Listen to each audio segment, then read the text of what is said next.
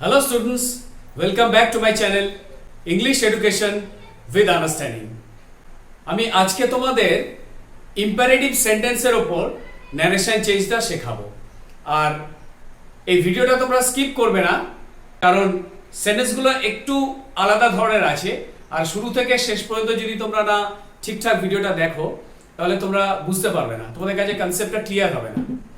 तो मैं आज आप लोगों को इम्पेरेटिव सेंटेंस इसके ऊपर नरेशन चेंज करके दिखाऊंगा और आपसे ये विनती है कि स्किप ना करें ये वीडियो, एकदम शुरू से अंत तक देखिए ताकि आप लोगों को जो प्रॉब्लम है ये पूरा सॉल्व हो जाएगा और पूरा कंसेप्ट क्लियर हो जाए।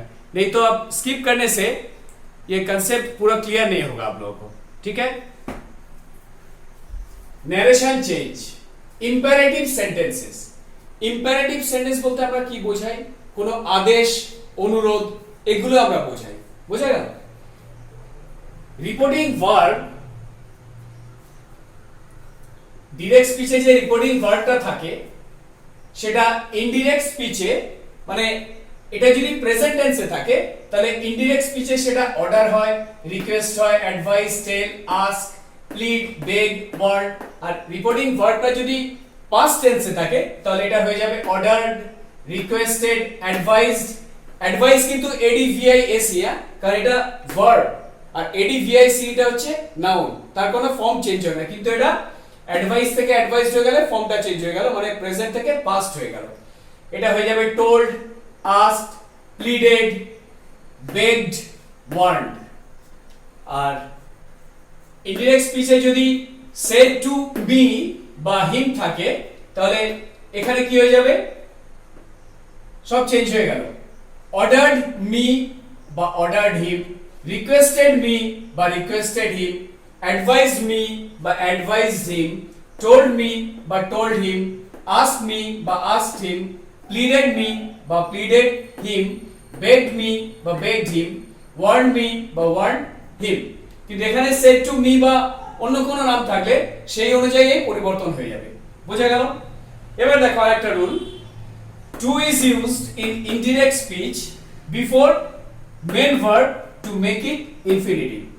টুটাকে ব্যবহার করা হয় ইনডিরেক্ট স্পিচে মেন ভার্ব যেটা, মানে V1 যেটা, সেটার সামনে এটা লেখা হয় টু মেক ইট ইনফিনিটিভ। আমার আগের ভিডিওগুলো তোমরা যদি দেখো যে ইনফিনিটিভটা কি, ভার্বের যে বেস ফর্ম মানে V1 তার সামনে যখন আমরা টু লিখি সেটা টু এর টু প্লাস V1টা এটা মিলিয়ে হয়ে যায় ইনফিনিটিভ। আর এর মানেটা কি? যেমন ধরো টু গো মানে যেতে, টু কাম আসতে। বোঝা গেল? মানে তে বোঝায় যেটা। 3 নম্বর রুলসটা দেখো, not is used before the infinitive in the indirect speech to express negative imperative. তাহলে নটটা ব্যবহার করা হয় ইনফিনিটিভের সামনে, মানে to go not to go, to come not to come, to permit not to permit, সেটা ব্যবহার করা হয় in the indirect speech to express negative imperative. মানে এটা কি বোঝানো হয়? যেটা negative imperative. Okay, forbid, forbid মানে নিষেধ করা, মানা করা, এটা হচ্ছে প্রেজেন্ট টেন্স। আর এর পাস্ট টেন্স হচ্ছে forbid, BADE, not BD, FORBADE। আর এটা প্রহিবিট, প্রহিবিট মানে নিষেধ করা, কিছু না করতে বলা। আর এটার পাস্ট টেন্স কি? প্রহিবিটেড, মানে forbade, prohibited। তাহলে forbid, prohibit can be used without using not। এটা যখন আমরা ব্যবহার করব, আমি একটু পরে তোমাদের বোঝাচ্ছি, এটা যখন আমরা ইনডিরেক্ট স্পিচে লিখব তার পরে আমরা নট লিখব না। ওকে, এটা তোমরা মনে রাখবে। নাম্বার 4, ডিরেক্টে যখন প্লিজ বা স্যার থাকবে, ইনডিরেক্টে আমরা ভার্ব দিয়ে যদি লিখি এটা হয়ে যাবে রিকোয়েস্ট, মানে প্রেজেন্ট টেন্স হলে রিকোয়েস্ট, পাস্ট টেন্স হলে রিকোয়েস্টেড। আর রিকোয়েস্ট না লিখলে আমরা বলতে পারি ask to be kind enough. Okay, নয় আমরা রিকোয়েস্ট লিখতে পারি, নয় আমরা ask to be kind enough লিখতে পারি। আর প্রেজেন্ট টেন্স থাকলে এটা হয়ে যাবে রিকোয়েস্টেড, এটা হয়ে যাবে আস্কড। ওকে, যদি আমরা ভার্ব দিয়ে না চেঞ্জ করি তাহলে আমরা অ্যাডভার্ব দিয়েও করতে পারি। যেমন লিখতে পারি আমরা কাইন্ডলি বা পোলাইটলি বা অন্য আরো কিছু লিখতে পারি। বোঝা গেল? আর এইটা যখন ভালো করে তোমরা এটা মাথায় ঢুকিয়ে নাও, স্যার কথাটা আমরা যখন বলছি অ্যাকচুয়ালি তার ডেসিগনেশন আমরা জানি না, বুঝে গেল? ডেসিগনেশন জানি না, মানে কোথাও কোনো সিনিয়রকে আমরা কি বলে সম্বোধন করি? স্যার। কোনো মেলকে বা কোনো ফিমেলকে আমরা ম্যাডাম বলি, রাইট? এটা একটা ভদ্রতা। কিন্তু যখন আমরা আমাদের কোনো টিচারের কথা আমরা বলবো যে স্যার, মানে হিস্ট্রি টিচার বা ইংলিশ টিচার, যখন আমরা জানি যে উনি আমাদের শিক্ষক, তখন আমরা এই স্যার লিখলে সেটাকে আমরা কি লিখবো ইনডিরেক্ট স্পিচে? প্রেজেন্ট টেন্স হলে অ্যাড্রেস হিম অ্যাজ স্যার বা রেফার হিম অ্যাজ স্যার, আর পাস্ট টেন্স হলে হয়ে যাবে অ্যাড্রেসড হিম অ্যাজ স্যার বা रेफर्ड हिम एज सर। बोला गया? अभी देखिए इंपेरेटिव सेंटेंस किसे कहते हैं? जब कोई आदेश किसी सेंटेंस में रहता है या अनुरोध रहता है, ऐसा कुछ रहने से हम लोग समझते हैं ये है इंपेरेटिव सेंटेंस, ठीक है? और इंपेरेटिव सेंटेंस का नरेशन चेंज करने से पहले आप लोगों को थोड़ा रूल्स की जानकारी होना चाहिए। एक जो है रिपोर्टिंग वर्ड, ये प्रेजेंट टेंस में अगर रहेगा तो डायरेक्ट स्पीच में, इनडायरेक्ट स्पीच में ये ऑर्डर लिखेंगे या रिक्वेस्ट लिखेंगे, एडवाइस, एडीवीआईसी ये वर्ड, और नाउन क्या है? एडीवीआईसीई। इसका फॉर्म चेंज हो जाता है, प्रेजेंट से पास्ट हो जाता है, लेकिन एडीवीआईसी वो जो नाउन है उसका कोई फॉर्म नहीं चेंज होता है। ये टेल भी लिख सकते हैं, आस्क, प्लीड, बेग, वार्न। और ये रिपोर्टिंग वर्ब डायरेक्ट स्पीच में जब पास्ट टेंस में रहेगा तो ये हो जाएगा ordered, requested, advised, told, asked, pleaded, begged, warned.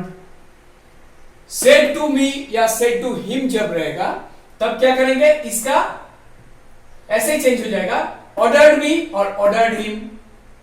Past tense में रहने से सेड टू, रिक्वेस्टेड मी और रिक्वेस्टेड हिम, एडवाइज्ड मी और advised him, told me or told him, asked me or asked him, pleaded me or pleaded him, begged me or begged him, warned me or warned him। अगर ये me या him के जगह किसी का नाम रहे या और कुछ प्रोनाउन रहे, उसी हिसाब से ये चेंज हो जाएगा, ठीक है? Number 2, to is used in indirect speech before main verb to make it infinitive। to हम लोग यूज करते हैं इनडायरेक्ट स्पीच में before main verb. Main verb किसे कहते हैं? V1। V1 जो होता है उससे पहले हम लोग टू यूज करते हैं उसे इंफिनिटिव बनाने के लिए। और इंफिनिटिव मेरा कुछ वीडियोस पहले मैंने ये समझाया था। इंफिनिटिव किसे कहते हैं?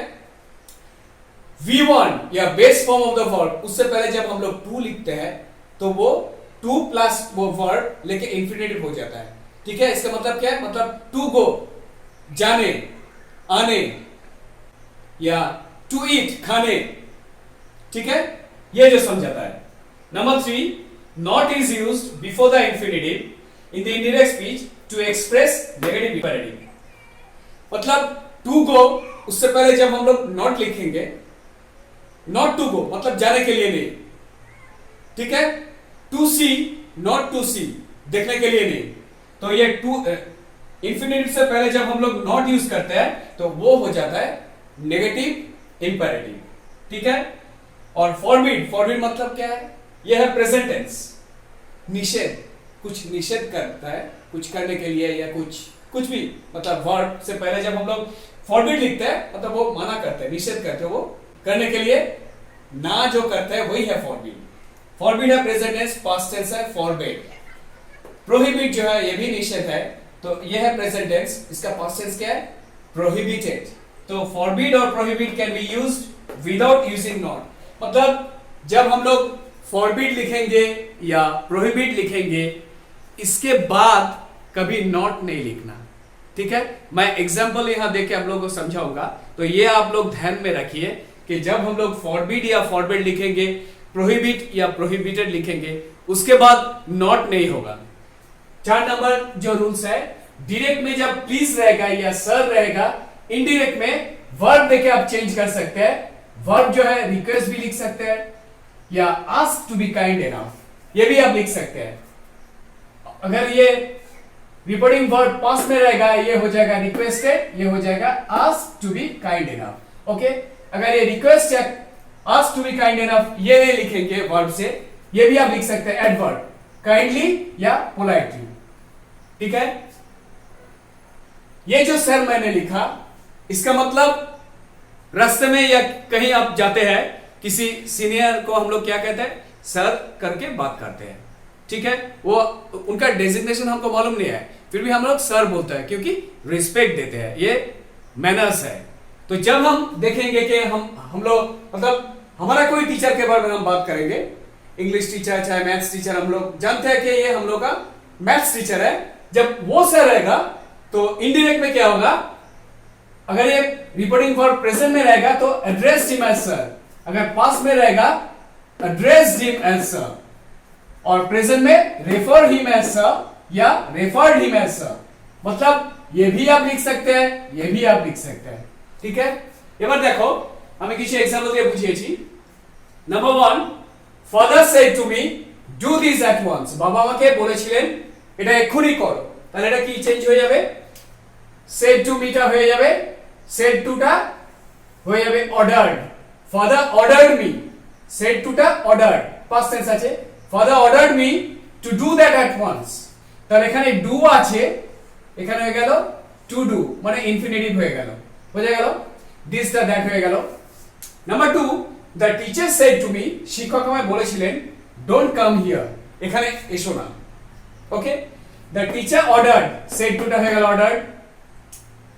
The teacher ordered me not to go there, to go মানে এটা নেগেটিভ, এটা পজিটিভ ছিল বা অ্যাফার্মেটিভ, এটা ডোন্ট আছে, এটা ডু, এটা ডোন্ট, ডোন্টটা হয়ে গেল নট টু গো। আমি একটু আগে এখানে বোঝালাম নট দিয়ে এটা লিখতে হবে, নেগেটিভ ইম্পারেটিভ করতে হবে। আর এই যে আমরা ইনডিরেক্ট যেগুলো লিখছি, আমি আগেও বলেছি, এগুলো প্রত্যেকটা কিন্তু statement.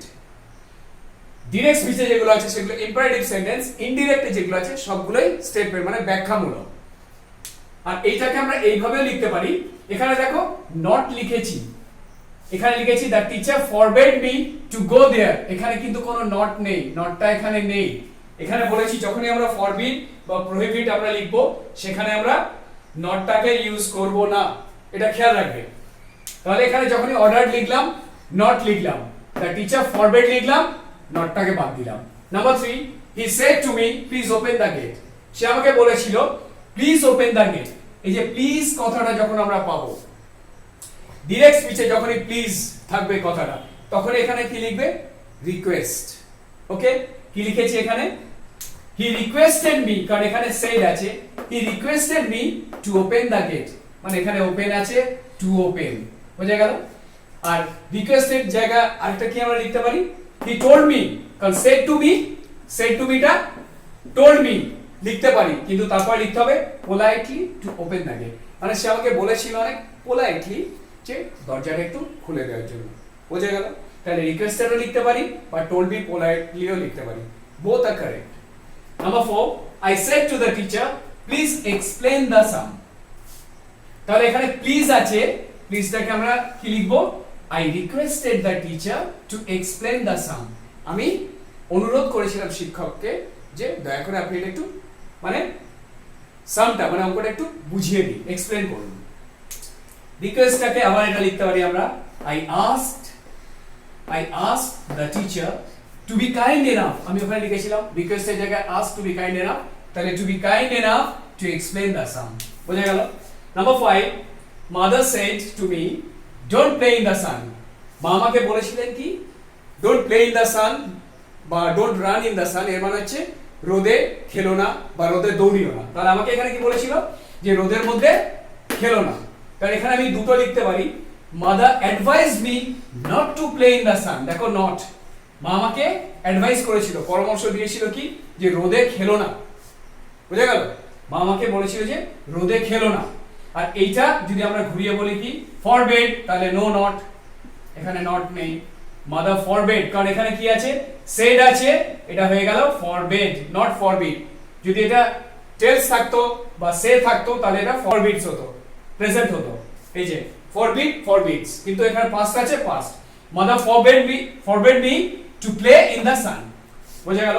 Number 6, she said to her English teacher, sir could you please repeat the question, সে তার ইংলিশ শিক্ষককে বলেছিল sir could you please repeat the question, ওখানে স্যার আছে, কাকে বলেছে, ইংলিশ টিচার, ওকে। তাহলে এটা কি হবে, she referred her, কারণ এখানে said আছে, she referred her English teacher as sir and requested him to repeat the question.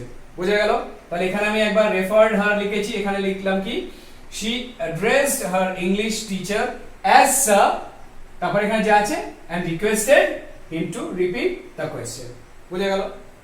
अभी देखिए मैं कुछ एग्जांपल यहाँ लिख दिया, अब लोग ध्यान से देखिए कैसे ये चेंज होता है. One, father said to me, do this at once.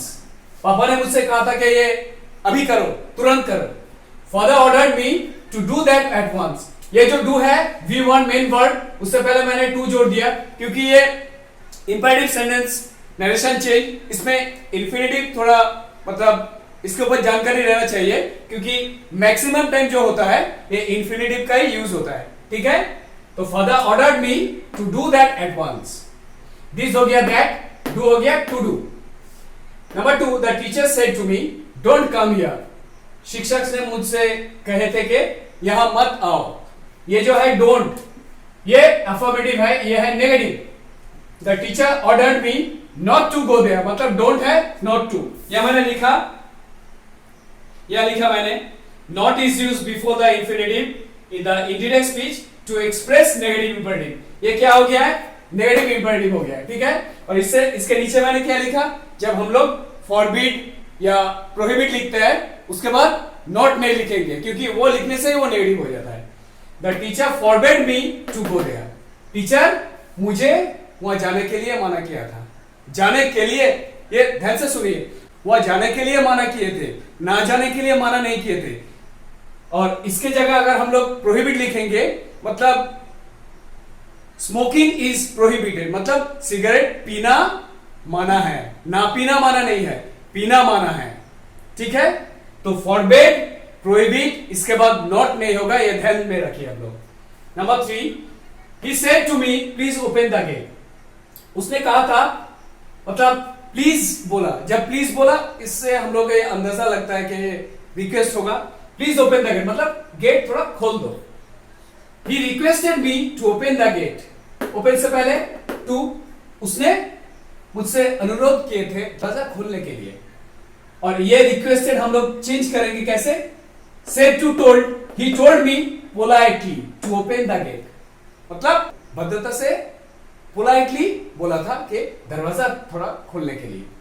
Number 4, I said to the teacher please explain the sum. मैंने शिक्षक से यह कहा था कि कृपया करके आप ये जो सम है थोड़ा एक्सप्लेन कीजिए क्योंकि मैंने ठीक से समझा नहीं हो. I requested the teacher to explain the sum. Explain to explain, मैंने अनुरोध किया था टीचर से वो सम समझाने के लिए. ये रिक्वेस्टेड की जगह क्या लिखूंगा? और एक I asked, said to ask the teacher to be kind enough to explain the sum. या मैंने लिखा रिक्वेस्ट के जगह ask to be kind enough, ये भी हम लिख सकते हैं. Number 5, mother said to me don't play in the sun. Mummy ने क्या कही थी कि धूप में मत खेलो. in the sun मतलब धूप में.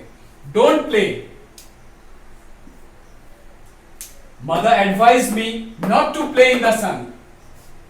मतलब यहां जो मैंने लिखा नॉट, ये नेगेटिव हो गया, ये मैं चेंज करूंगा. Mother forbid me to play in the sun. Mother forbid me not to नहीं, mother forbid me to play in the sun. ठीक है. Number 6, she said to her English teacher sir could you please repeat the question. उसने उनकी English teacher से क्या कहा था कि सर आप ये जो इंग्लिश क्वेश्चन है ये थोड़ा रिपीट करेंगे क्योंकि मुझे सुना ही नहीं गया. She referred her English teacher as sir. यह मैंने लिखा था, ये said जो है इसीलिए referred. She referred her English teacher as sir. उनको sir कहकर संबोधित किया. फिर क्या किया? And requested him to repeat the question. फिर अनुरोध किया कि वो क्वेश्चन रिपीट करने के लिए. referred की जगह ये भी लिख सकते हैं she addressed her English teacher as sir and requested him to repeat the question. ठीक है. এবার দেখো number 7, the mother said to her son don't go out alone my child. তাহলে মা ছেলেকে বলছে যে বাবা তুমি একা বাইরে যেও না. মানে এখানে দেখো সেন্টেন্সটা বোঝো যে একটু যেন আন্তরিকভাবে মাদারলি অ্যাফেকশন দিয়ে ছেলেকে বলছে, ঠিক আছে? তাহলে এখানে কি হবে? The mother affectionately warned her son not to go out alone. Okay, মানে একটু ভালোবাসা দিয়ে ছেলেকে বলছে তুমি একা বাইরে যেও না, এখানে কোনো অর্ডারড হবে না, বুঝে গেল? Number 4, the policeman said to the boy stop or I will punish you. তাহলে পুলিশটা সেটাই বলেছিল তুমি থামো, না তো আমি তোমাকে শাস্তি দেব, মানে একটা ভয় দেখানো, ঠিক আছে, থ্রেট করা। The police ordered the boy, the policeman ordered the boy to stop, মানে থামতে বলেছিল, এন্ড থ্রেটেন্ড হিম, এবং তাকে থ্রেট দিয়েছিল, সেইং দ্যাট, কি বলে? হি মানে পুলিশম্যান would punish him, মানে তাকে থামতে বলেছিল এবং তাকে থ্রেট দিয়েছিল, কি বলে? যে তুমি না থামলে তোমায় পানিশ করব আমি। Number 9, she said to her son, সে তার ছেলেকে মানে বলেছিল, মানে কোন মা তার সন্তানকে বলেছিল কি? Be polite and amiable to others, অনেক মানে একটু ভদ্রনম্র হবে এবং অন্যদের সাথে বন্ধুত্বপূর্ণ হবে, বুঝে গেল? তাহলে এখানে কি সন্তানকে মা বলছে যে she advised her son to be polite and amiable to others, মানে সন্তানকে উপদেশ বা পরামর্শ দিচ্ছে যে তুমি একটু ভদ্রনম্র হয়ে অন্যদের সাথে বন্ধুত্বপূর্ণ হয়ে চলবে, বুঝা গেল? তো আমি দেখিয়ে number 7, the mother said to her son don't go out alone my child। ये जो है said, ये मम्मी अपने बेटे से कह रही है कि बेटा तुम अकेले मत जाओ, मतलब ये कोई डांटना नहीं है, कुछ निषेध नहीं है, कोई ऑर्डर नहीं है, यह मतलब प्यार से बोल रहे हैं मम्मी, समझा रहे हैं, ठीक है, प्यार से। तो ये क्या होगा? Indirect, the mother affectionately warned her son not to go out alone, मतलब वार्न जो कर रही है वो भी प्यार से, ठीक है, प्यार से, क्योंकि ये जो सेंटेंस है माय चाइल्ड, ये थोड़ा अलग है। ये जब माय चाइल्ड जोड़ दिया ना, तो ये सेंटेंस मतलब थोड़ा अफेक्शन आ गया, मदरली अफेक्शन, ठीक है? तो ये ऐसे ही होगा, the mother affectionately warned her son not to go out alone। Number 8, the policeman said to the boy stop or I'll punish you। Police ने कहा था कि वो लड़का से तुम रुको नहीं तो मैं तुम्हें पनिश करूंगा, या धमकी दी थी, ठीक है, धमकी। the policeman ordered the boy to stop, रुकने के लिए बोला था, and threatened him, मतलब धमकी दिया, थ्रेट किया, क्या क्या बोल के? saying that he मतलब पुलिसमैन would punish him, उन्होंने पनिश करेंगे। Number 9, she said to her son be polite and amiable to others। माँ ने अपने बेटे से क्या कहा था? मतलब पोलाइट, थोड़ा पोलाइट होने के लिए बोला, और एमिएबल मतलब फ्रेंडली होना चाहिए सबके संग, ठीक है, थोड़ा जेंटल, पोलाइट और फ्रेंडली होना चाहिए सबके संग। She advised her son to be polite and amiable to others। Okay? এবার দেখো, when order, request, advice etc, মানে order, request, advice are not clearly expressed, মানে অতটা পরিষ্কার করে বলা না থাকলে, আমরা বুঝতে না পারলে, তাহলে tell, ask may be used। তাহলে এই ক্ষেত্রে আমরা tell বা ask, প্রেজেন্ট মানে রিপোর্টিং ভার্বটা প্রেজেন্ট থাকলে আমরা tell বা ask ব্যবহার করতে পারি, আর যদি এটা পাস্টে থাকে তাহলে আমরা told, ask এটা আমরা লিখতে পারি। এবার দেখো, number 1, he said to me don't do it again। এটা আমার হয়তো কোনো বন্ধু হতে পারে, আমি ঠিক বুঝতে পারছি না এটা কি কোনো অর্ডার বা রিকোয়েস্ট না অ্যাডভাইস, সেই ক্ষেত্রে আমরা কি করব? tell বা ask আমরা লিখতে পারি। তাহলে he told me not to do it again, কারণ said to me, he told me not to do it again বা he asked me not to do it again। Number 2, Raj said to him sir don't go home now। রাজ তাকে বলেছিল sir আপনি এখন বাড়ি যাবেন না। তাহলে এখানে কিন্তু কোনো শিক্ষকের কথা বলা হয়নি, কোনো টিচারের কথা বলা হয়নি, এমনি আমরা কি করি, অনেক ক্ষেত্রে আমরা বাইরে কোনো সিনিয়র কোনো মানুষকে দেখলে মেল হলে আমরা স্যার বলি, তো সেই ক্ষেত্রে এই স্যারটাকে যেখানে স্যারই লিখতে হবে দরকার নেই, আমি কিছুক্ষণ আগে বলেছি। রাজ asked him politely, রাজ তাকে বলেছিলেন, কি বলেছিল? ভদ্রতার সাথে বলেছিল not to go home then, মানে নাওটা then, বুঝা গেল?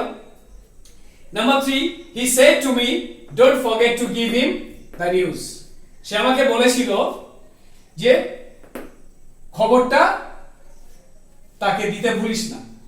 তাহলে এখানে আমি কি লিখবো, he told me not to forget to give him the news, বা he reminded me not to forget to give him the news. बुझा गया।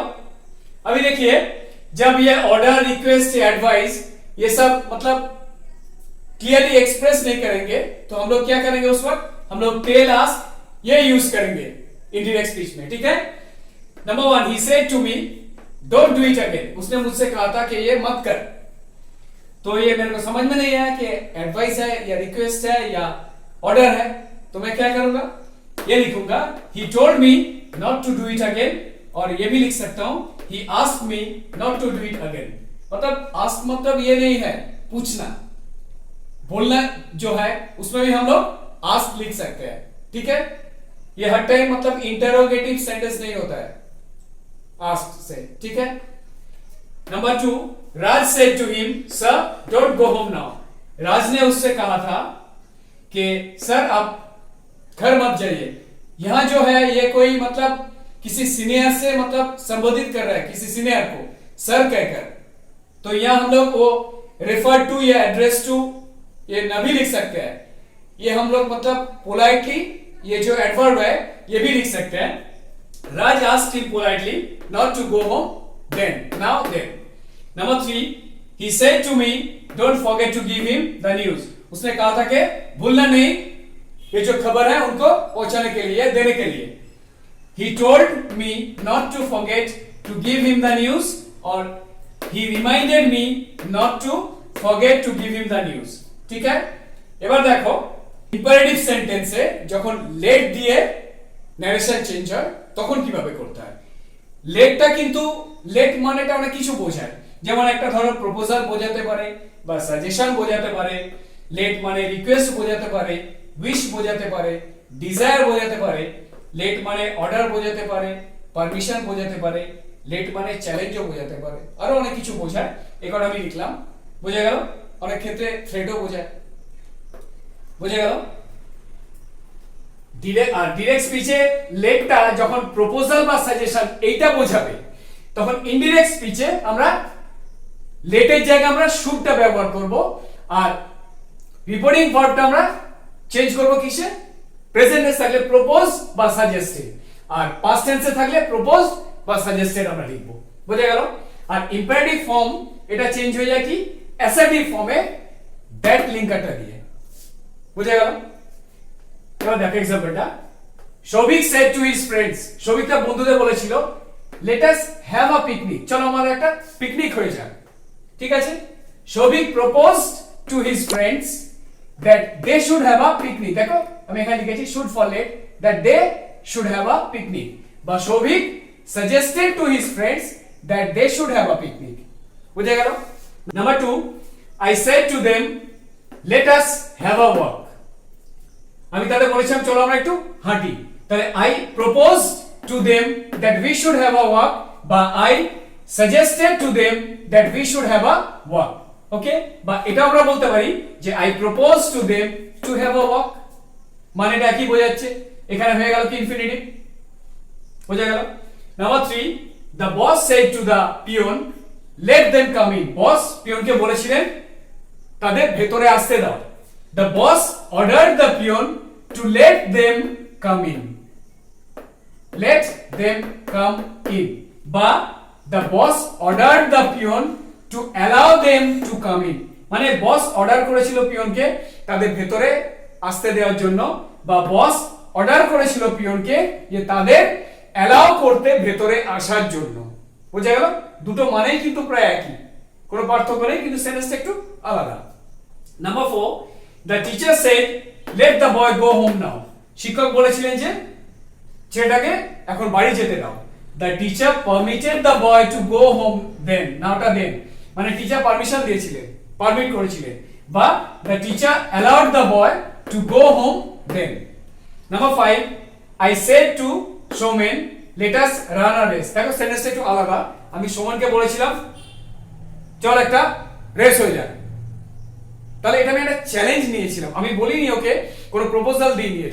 এটা সেন্টেন্সটা একটু অন্যরকম লাগছে যে চলো আমরা দৌড়াই, এরকম না, এটা বোঝাচ্ছে let us run a race, এতে পরিষ্কার যাবে একটা চ্যালেঞ্জ জানাচ্ছি, এটা কি হবে, I challenge Soumen to run a race. এখানে বলে দিয়েছিলাম যে লেটটা চ্যালেঞ্জ হতে পারে।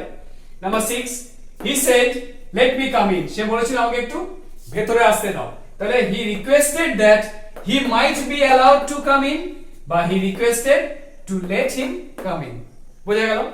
अभी देखिए इंपेरेटिव सेंटेंस डायरेक्ट में जब लेट रहेगा उसका मीनिंग ये प्रपोजल भी हो सकता है, सजेशन भी हो सकता है, रिक्वेस्ट भी हो सकता है, विश डिजायर भी हो सकता है, ऑर्डर या परमिशन भी हो सकता है, चैलेंज भी हो सकता है। और डायरेक्ट स्पीच में लेट जब प्रपोजल या सजेशन एक्सप्रेस करता है तो इनडायरेक्ट में हम लोग शुड फॉर लेट ये लिखते हैं एंड चेंज करते हैं रिपोर्टिंग वर्ड इनटू प्रपोज और सजेस्ट। मतलब ये प्रेजेंट टेंस में रहने से ये प्रपोज या सजेस्ट लिखते हैं, अगर पास्ट टेंस में रहेगा तो प्रपोज और सजेस्टेड हो जाएगा। ठीक है? और इंपेरेटिव फॉर्म ये भी चेंज हो जाता है एसर्टिव फॉर्म में। कैसे? वो जो लिंकर है दैट लिख के। ठीक है? Number 1, Shovik said to his friends let us have a picnic. Shovik ने उसकी दोस्त से कहा था कि चलो हम लोग पिकनिक करते हैं। Shovik propose to his friends that they should have a picnic. Should लिखा मैंने। ठीक है? और ये भी लिख सकते हैं कि Shovik suggested to his friends that they should have a picnic. Number 2, I said to them let us have a walk. मैंने उनसे उन लोगों से कहा था कि चलो हम लोग थोड़ा टहलते हैं, मतलब एक प्रपोजल दे रहे हैं। ठीक है? तो I propose to them that we should have a walk और I suggested to them that we should have a walk। और ये भी लिख सकते हैं कि I propose to them to have a walk। ये इंफिनिटिव हो गया है, एक ही मीनिंग है, सेंटेंस थोड़ा अलग है लेकिन मीनिंग तो एक ही है। Number 3, the boss said to the peon let them come in। Boss ने क्या कहे थे पियोन से, उन लोगों को अंदर आने दो। the boss ordered the peon to let them come in, मतलब बॉस ने ऑर्डर किए थे पियोन से कि उन लोगों को अंदर आने देने के लिए। और भी ये भी लिख सकता है कि the boss order the peon, boss ने पियोन से ऑर्डर किए थे टू अलाउ देम, उन लोगों को अलाउ करना, क्या, अंदर आने के लिए। ठीक है? ये दोनों ही एक ही मीनिंग है, सेंटेंस थोड़ा अलग है। Number 4, the teacher said let the boy go home now. Teacher ने क्या कहा था कि वो लड़का को अभी घर जाने दो। तो टीचर ने मतलब परमिशन दे रहे कि घर चले जाने के लिए। The teacher permitted the boy to go home then। now मतलब then। और ये भी हो सकता है the teacher allowed the boy, वो लड़का को अलाउ किया था क्या करने के लिए, घर जाने के लिए। ठीक है? Number 5, I said to Showman let us run a race। ये सेंटेंस थोड़ा अलग सा है। शोमैन से मैंने क्या कहा था, चल हम दोनों रेस करते हैं, मतलब ये चैलेंज मैं ले रहा हूं, ये मैंने लिखा था। ये कोई प्रपोजल नहीं दे रहा हूं, मैं चैलेंज ले रहा हूं उससे, चल हम लोग देखते हैं कौन आगे दौड़ते हैं। ठीक है? तो ये क्या मैंने लिखा, I challenge Soumen to run a race. ठीक है? Number 6, he said let me come in. उसने कहा था कि मुझे अंदर आने दीजिए।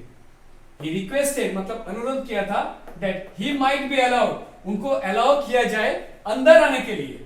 और ये भी लिख सकते हैं कि he requested to let him come in, उन्होंने अनुरोध किया था अंदर आने के लिए परमिशन दिया। ठीक है? তো আজ এই পর্যন্তই। আর আমার ভিডিওটা যদি তোমাদের ভালো লেগে থাকে আশা করি তোমরা ভিডিওটা ভালোমতো বুঝতে পেরেছো। এরপর তোমাদের ইম্পারেটিভ সেন্টেন্সে কোনো সমস্যা হবে না। আর যদি কোনো সমস্যা হয় তোমরা আমাকে লিখে জানাবে। আর ভিডিওটা যদি আমার ভালো লেগে থাকে এটা তোমাদের বন্ধুদের সাথে শেয়ার করবে। আর চ্যানেলটা এখনো যারা সাবস্ক্রাইব করোনি চ্যানেলটাকে তোমরা সাবস্ক্রাইব করবে যাতে আমার পরবর্তী ভিডিওগুলো তোমরা পেতে পারো।